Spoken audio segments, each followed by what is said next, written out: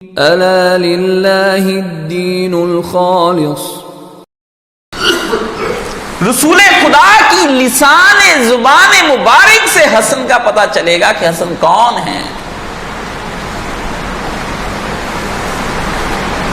یا رسول اللہ، آپ کہتے ہیں کہ سیدہ اہل شباب الجنہ الحسن والحسین، حسین کا تو سمجھ آتا ہے کہ یہ شہید ہو رہا ہے، کوئی مرتبہ، کوئی چیز، کوئی کچھ کیا ہے، لیکن اس شہزادے کا کیا مرتبہ ہے، اس کو سمجھنے کے لیے ہمیں کہاں جانا پڑے گا؟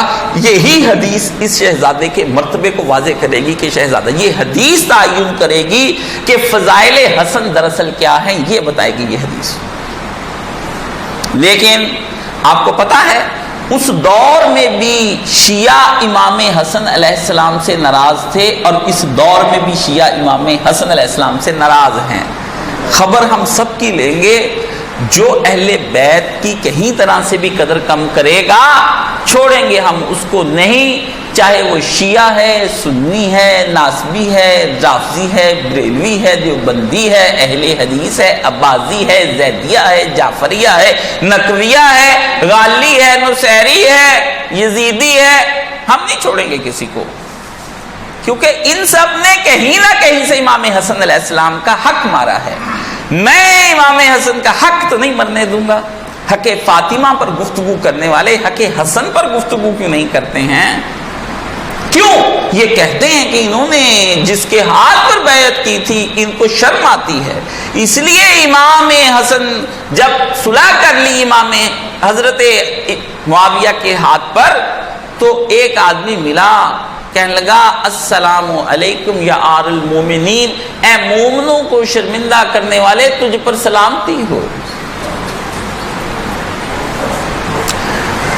حسن مجتبی تھے نا، جواب میں کہا العار خیر من النار، شرمندگی آگ سے بہتر ہے اگر دنیا میں ہو جائے، آخرت میں آگ لینے سے بہتر ہے کہ آدمی دنیا میں لوگوں کے سامنے شرمندگی اسے ہو جائے۔ العار خیر من النار، اس قیمتی جملے کے اندر حضرت حسن کی پوری زندگی پوشیدہ ہے۔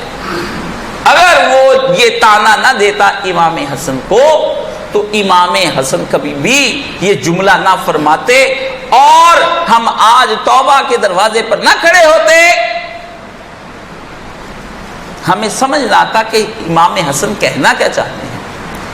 کہا کہ وہ جو آر ہے، ایسی آر کہ ایسی عزت کہ جس کو بچانے کے لیے لاکھوں مسلمانوں کو ذبح کروا دیا جائے، اس سے بہتر ہے کہ آدمی وقتی اپنی ذات کی شرمندگی برداشت کر لے، نہ خون نہ بہنے دے۔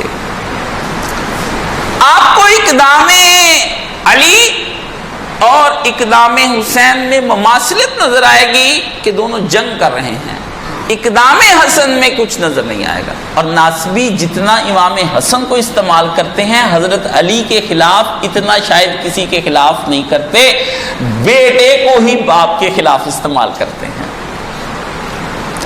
اور جتنا امام حسین کے خلاف استعمال کرتے ہیں، بھائی کو بھائی کے خلاف استعمال کر جاتے ہیں۔ آپ کے تصور میں نہیں ہے کہ یہ کرتے کیا ہیں اور چکر کیا چلاتے ہیں۔